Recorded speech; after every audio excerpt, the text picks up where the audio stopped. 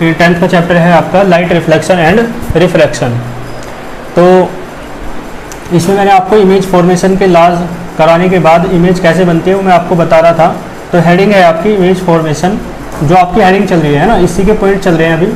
तो image formation by concave mirror, concave mirror के द्वारा इमेज कैसे बनाई जाती है इसके आप पॉइंट्स पढ़ रहे थे। मैंने आपको 5 पॉइंट करा दिए दिखे हैं ना, देख लेना।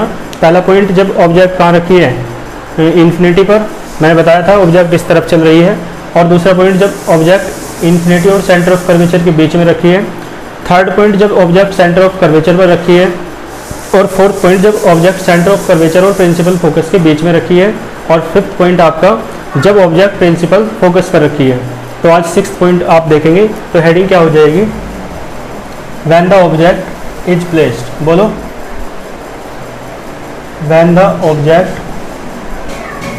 इज प्लेस्ड बिटवीन, ठीक है। आज प्रिंसिपल फोकस से थोड़ा और आगे चलो, ऑब्जेक्ट को लेके, है ना, बिटवीन प्रिंसिपल फोकस,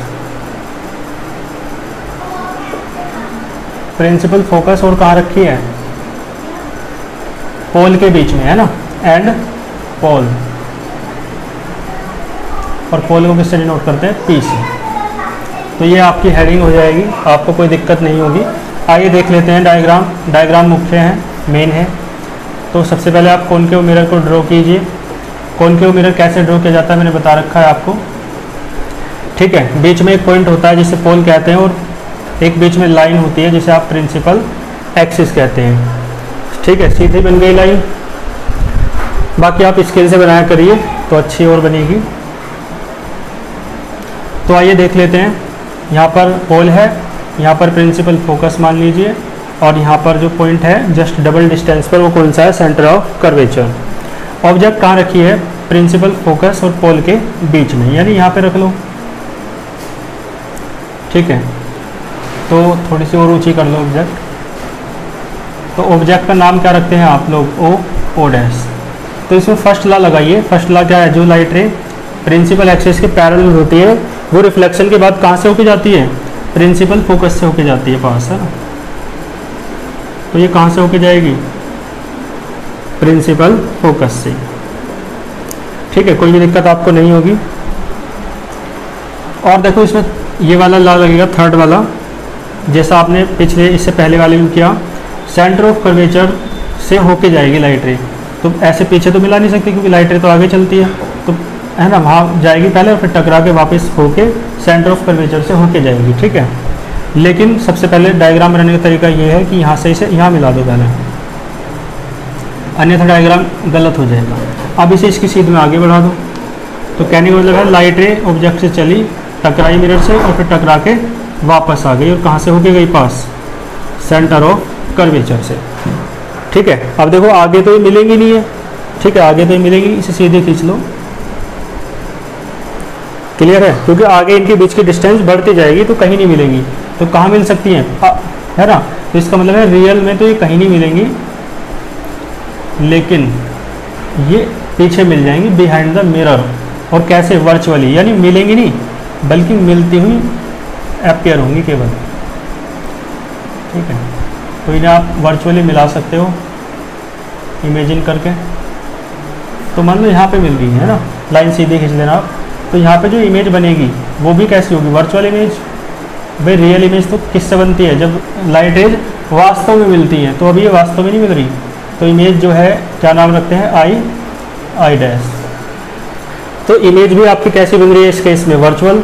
और मिरर कौन सा है आपका, कॉनकेव मिरर। जबकि आपको एक बात पता है कि जो वर्चुअल इमेज बनती है ना, अभी नहीं पता आपको, मतलब ये तो पता ही है कि जो लाइट रेज हैं वो वास्तव में मिलती है केवल कॉनकेव मिरर के द्वारा। कॉन्वेक्स मिरर लाइट रेज को वास्तव में मिलाता नहीं है बल्कि अपीयर कराता है ना। तो इसमें यहाँ भी अपीयर हो रहा है। तो कॉनकेव मिरर में एक केस ये ही है जिसमें इमेज वर्चुअल बनती है और लाइट रेज मिलती नहीं है बल्कि मिलती हुई अपीयर होती हैं, ठीक है। तो ये आपका डायग्राम आपके सामने है, इसमें आपको कोई भी प्रॉब्लम नहीं होगी। आइए इसकी लैंग्वेज देख लेते हैं। डायग्राम में कोई प्रॉब्लम हो आप बता दिया करें या कमेंट्स कर दिया करें, है ना। और है ना, जो भी डाउट हो अपनी शेयर किया करें वीडियोस पे, लाइक कह रहा व्यूज़ बहुत कम आ रहे हैं ना। लाइक का क्या करना है, वो तो आपको पसंद आए तो करें, नहीं तो नहीं, लेकिन देखें तो सही, पढ़े तो सही। व्यूज़ बहुत कम आ रहे हैं, इसका सीधा सा अर्थ है कि आप लोग पढ़ नहीं रहे हैं, वीडियो खोल के भी नहीं देख रहे हैं ना। तो लापरवाही ठीक नहीं है, क्योंकि फिर आगे आने वाले समय में आपको प्रॉब्लम होगी, इसलिए पढ़ेंगे। तो यहाँ तक समझ आ रहा है आपको डायग्राम। तो ये इमेज कैसी बनी है आपकी, वर्चुअल। वर्चुअल यानी इमेजनरी, वर्चुअल का मीन्स क्या होता है, इमेजनरी। तो देखो सबसे पहले इसमें भी ऐसी बात कहनी है, लेट अस कंसिडर, है ना। मिरर का नाम क्या रख लो आप, M1 M2। तो ऐसी कहेंगे, लेट अस कंसिडर एक कॉनकेव मिरर M1P M2, ठीक है। फिर आप क्या कहेंगे, let an object O dash is placed between principal focus capital F and pole capital P, ठीक है। वही लैंग्वेज है जो आप लिखते आ रहे हैं, बस थोड़े से बाद में चेंज होगा। फिर क्या कहेंगे, the first light ray parallel to the principal axis. ये लाइट रे कैसी है, पैरेलल है प्रिंसिपल एक्सिस के, passes through the principal focus after the reflection from the concave mirror. Second light ray की बात कर लो, देखो second light ray after the reflection from the concave mirror passes through the centre of curvature. जो second light ray है concave mirror से reflection के बाद कहाँ से होकर जाती है, सेंटर ऑफ कर्वेचर से। तो where these light rays intersect to each other, image देखो यहाँ पे इंटरसेक्ट नहीं कर रही, वहाँ तो कह देते थे कि जहाँ पर ये दोनों लाइट रे एक दूसरे को इंटरसेक्ट करती है वहाँ इमेज बन जाती है, लेकिन यहाँ क्या कहेंगे, where these light rays appear to intersect, क्या आएगा, एपियर टू इंटरसेक्ट। इंटरसेक्ट करनी नहीं है बल्कि इंटरसेक्ट करती हुई एपियर हो रही है। तो where these light rays appear to intersect image I dash is form, है ना। Image I dash is formed behind the mirror, यहाँ पे in front of the mirror नहीं है, बिहाइंड द मिरर है। और ये इमेज कैसी है, this image is real. Real है, बताओ कौन सी है, रियल नहीं है, कौन सी है, वर्चुअल है। वर्चुअल है ना, वर्चुअल का मीन्स इमेजनरी।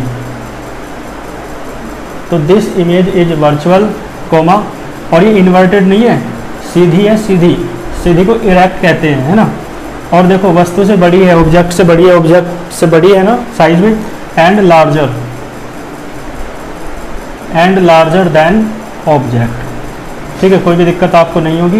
ये जो बात मैं लिखता हूँ ये सबसे इंपॉर्टेंट लाइन है, इसे आप ब्लैक पेन से लिखा करें, इससे क्वेश्चन बन जाते हैं, ठीक है, वेरी शॉर्ट और MCQs। तो ये आपका कंप्लीट हुआ, लास्ट पॉइंट था ये आपका 6th। और इसके बाद कल हम क्या करेंगे, image formation by convex mirror, और उसमें तो एक ही केस है केवल, है ना। तो इन्हें बहुत अच्छे से तैयार कर लेना, इनके डायग्राम्स बार बार बना के देखा करो, तभी आपको बहुत अच्छे से समझ में आएगा, ठीक है। तो इसे आप कर लेना, इसमें आपको कोई भी प्रॉब्लम हो आप बता देना।